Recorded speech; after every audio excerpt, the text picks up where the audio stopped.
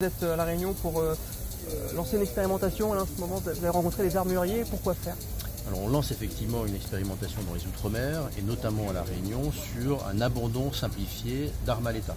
On a connu tous l'opération qu'on avait lancée notamment en métropole en novembre 2022, au cours de laquelle on a récupéré 150 000 armes. Et de cette opération est née l'idée d'avoir un dispositif simplifié pour que tous nos concitoyens qui ont des armes à la cave ou au grenier puissent venir les abandonner simplement, non plus au commissariat ou à la brigade de gendarmerie, mais chez l'armurier de proximité. La question, c'est que vous étendez en fait les profils.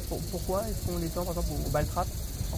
Alors, sur un autre sujet, qui est le sujet du système d'information sur les armes, qu'on a commencé à déployer avec les chasseurs en février 2022, on va l'étendre effectivement aux tireurs sportifs, qui est une population très importante de détenteurs d'armes. On va l'étendre à partir du 27 février. Donc à partir du 27 février, tous les tireurs sportifs auront l'obligation de créer un compte dans le système d'information sur les armes pour être en conformité avec la réglementation.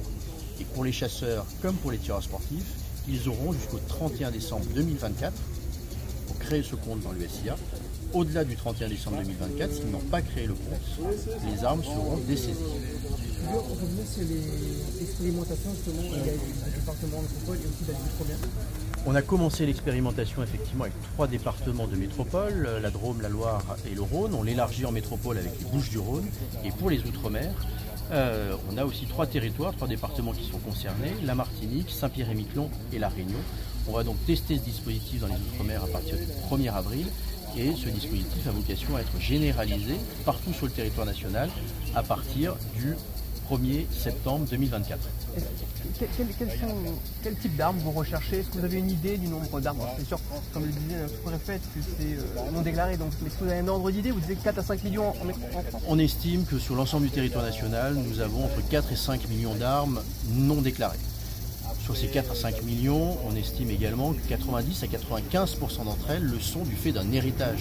Ce sont nos concitoyens qui ont hérité d'une arme, qui n'ont pas fait les démarches administratives, qui sont sans doute un peu fastidieuses pour les déclarer et qui de fait les détiennent dans un placard, sous le lit, dans un grenier sans les avoir déclarées. Donc on incite vraiment tous ces citoyens qui sont des honnêtes gens, soit à les enregistrer dans le système d'information sur les armes pour pouvoir les conserver légalement, soit à les abandonner à l'État dans le cadre de ce dispositif qu'on met en place à partir du 1er avril. À La Réunion, vous cherchez quoi? Des carabines plutôt? Majoritairement, ce que nous rapporte, ce sont des armes de chasse, mais on peut trouver d'autres types d'armes, des armes semi-automatiques, des armes automatiques, notamment de la Deuxième Guerre mondiale. C'est le cas sur un certain nombre de territoires. Ces armes très spécifiques, elles n'ont pas vocation, comme les autres, à être détruites.